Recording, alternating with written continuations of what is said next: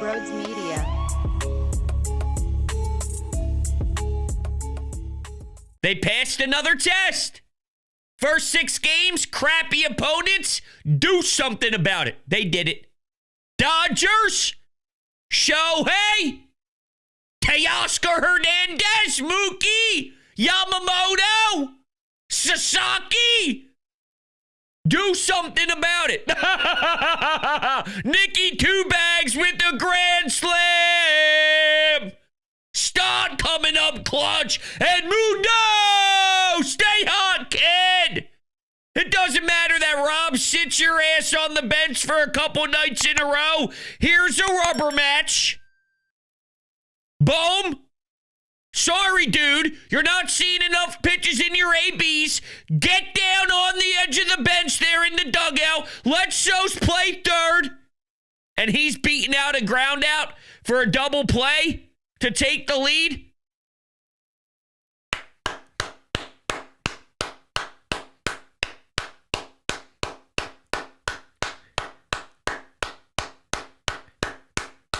You got to be kidding me. Proud. That rubber match almost took me down. I was fighting for my life. Seriously. Teoscar turned into Babe Ruth. In what world is that happening? I had to watch Kyle Schwarber in a 3-0 count look hideous. I had to watch Kepler when I'm looking for insurance. He hits into a double play. Bases loaded. You think maybe you could tack on? There was more. What else? Romano? Jesus. Disgusting effort. It's time, Rob. It's time. He needs to be in very low leverage spots. Here's what pisses me off most about the Rob decision. It's not so much the 7th, because that's the natural progression after thinking he'd be a reasonable back end of the bullpen guy, an 8th inning guy, a 9th inning guy. He's got a lot of saves in his career. The natural progression is fine. He's a 7th. Not when you got Shohei and Mookie Betts 9-1-2. That's when you slot him in 9-1-2. Embarrassing. Now, it's not as if Shohei can do any damage at this ballpark anyway. I mean, I thought this guy was supposed to be good. I thought this guy was supposed to take over games. I'm watching Luzardo strike him out. I'm watching Sanchez just, ew! Ew! How much money this dude making? I mean, come on. Glorious victory. Fantastic series at CBP. I was on WIP Friday night for Final Out, so it was a raw, natural reaction after that spectacular Luzardo effort. And, man, the amount of people who were leaving the stadium saying that was so awesome, it felt like October. It was game 7. 7. So part of me wonders, when the Dodgers are here, are they like, holy shit?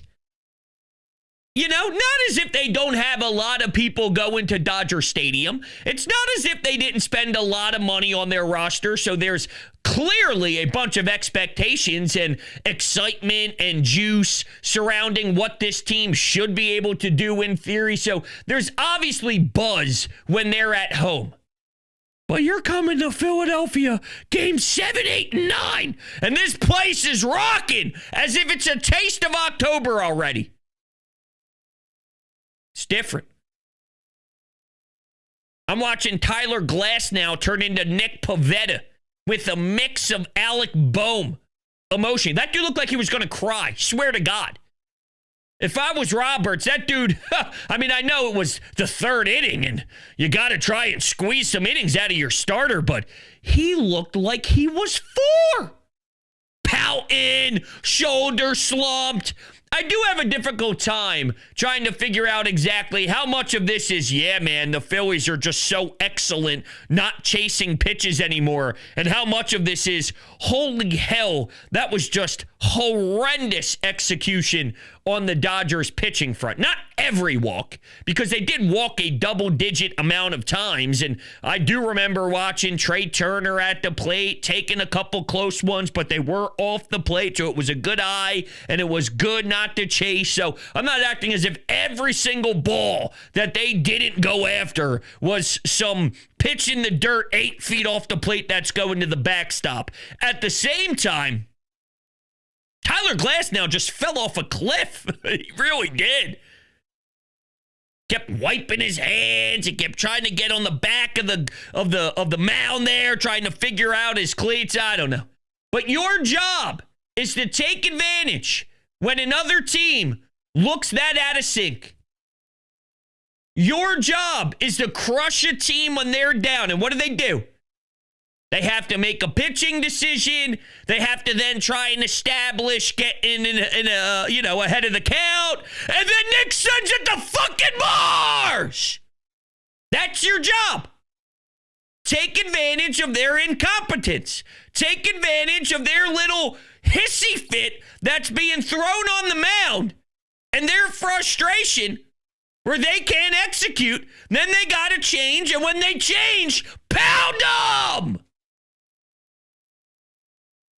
I don't know how the hell you lost the lead after having such large separation, but you could see Dodgers just kept creeping back in. Couple of long balls. Teoscar Hernandez. Now it's a 3-run game. Now it's a 2-run game. Now you're starting to sweat. Romano can't even get an out. Just a total disaster. You try your very best with Kerkering. Now, what Rob Thompson said after the game was he was trying to hold on to Kerkering, for a later on sequence. You misjudged it. Again, I can understand, and now it's even getting pushed further. A 7th inning with maybe a 7, 8, 9 hitter, fine, I can get involved in the Romano stuff. Not now, I'm saying prior to even seeing this result. If it was 7, 8, 9, I could get it. Because you thought 8th, 9th inning, you clearly recognized no. The next step, okay, fine, let's see if the 7th is fair game. But not when it's the top of the order. That's just stupid. Not when it's Mook. Not when it's Shohei. No. As much as Shohei didn't deliver, you can deliver when it's Romano. Because everybody can. He's that out of whack right now. Now it's 6th inning. It's what it is. Just keep moving along. Keep moving backwards until he finds something. Now, truth be told, I know that this probably isn't the sexiest opinion in the world, but I'm still not ruling him out of being a piece eventually. He's pitched a lot in this league, and he's coming off of an injury type of season. I'm not ruling it out fully. I'm losing faith. I'm not feeling good, but relief pitchers are weird. And also might not be a popular opinion, but don't act as if the Jeff Hoffman goodbye was something that was so pathetic by the Phillies, because he didn't pass physicals in the offseason. He wasn't passing teams' physicals. So alarms were going off, and reasonable alarms, to the point where I get it. I'm not putting my money into an asset that isn't passing physicals. So for whatever that's worth, just don't forget that part of the equation.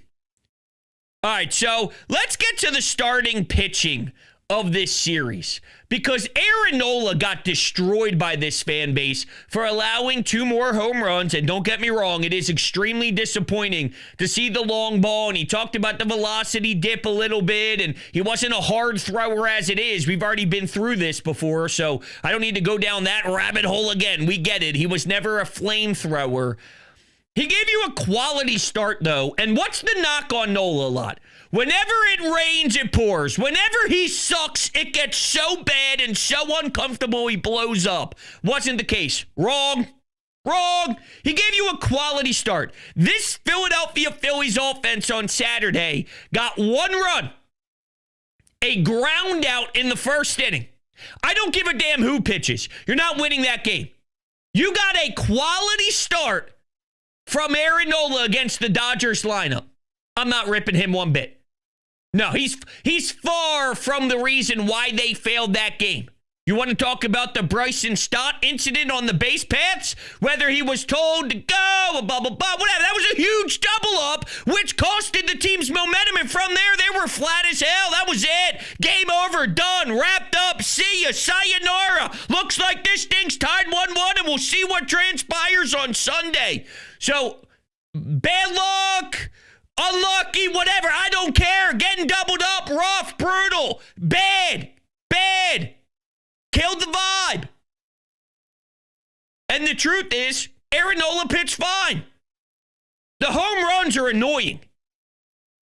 6 innings, 3 earned runs. It's gotten to the point now where I even tweeted this out because someone tagged me the second he gave up the first shot and said, "You still going to defend him now?" And then after the quality start, I said, yes. Quality starts suck. Quality starts equals horrendous ERA. Quality starts are garbage. So then I asked this question.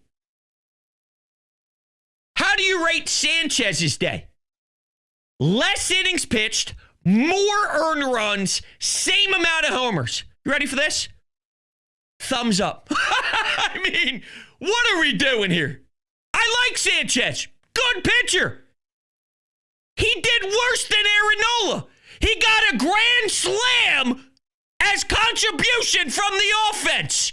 Oh, but it's only Teoscar who beat him, and he was doing good against everyone else. If Aaron Nola had a day where he was mowing everybody down except for Teoscar Hernandez, who hit a couple of home runs off him, this guy would get shredded into a billion pieces. By the way, this whole pitching staff in totality has a problem allowing the long ball right now. That's how teams are actually scoring. That's the only way teams are actually scoring.